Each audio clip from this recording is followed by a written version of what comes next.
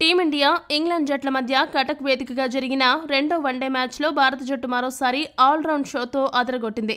ఇక రెండో వన్డే మ్యాచ్లో టీమిండియా 4 వికెట్ల తేడాతో గెలిచి సిరీస్ని సగర్వంగా దక్కించుకుంది.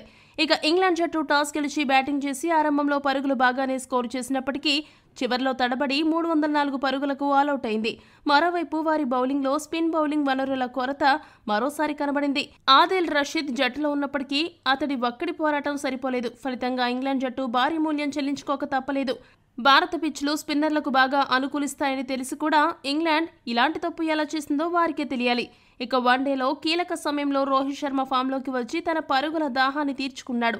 ఎన్నో విమర్శల మధ్య బ్యాటింగ్కి దిగిన రోహిత్ శర్మ ఈరోజు గేర్ మార్చి ఇంగ్లాండ్ బౌలర్లను చితక్కొట్టాడు. మరోవైపు గిల్ కూడా అంతే అద్భుతంగా బ్యాటింగ్ చేస్తూ ఉంటే ఇంగ్లాండ్ బౌలర్ల దగ్గర సమాధానం లేకుండా పోయింది. హిట్ మ్యాన్ రోహిత్ శర్మ చేసిన విధ్వంసం కారణంగా ఇంగ్లాండ్ జట్టు రెండో వన్డే మ్యాచ్నే కాదు వన్డే సిరీస్ని కూడా చేజార్చుకుంది.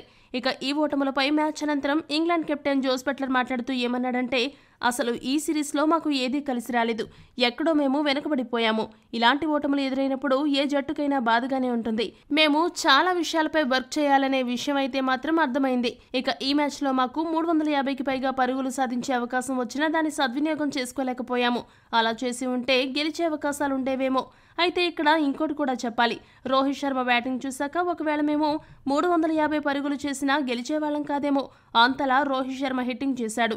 రోహిత్ లాంటి ఆటగాడు క్రీజులో కుదురుకుంటే ప్రత్యర్థికి బౌలింగ్ చేయడానికి నిజంగానే ఛాలెంజింగ్గా ఉంటుంది. ఆరంభంలో మేము వికెట్లు తీసి ఉంటే మ్యాచ్లో పుంజుకునే అవకాశం ఉండేది. కానీ అలా జరగలేదు.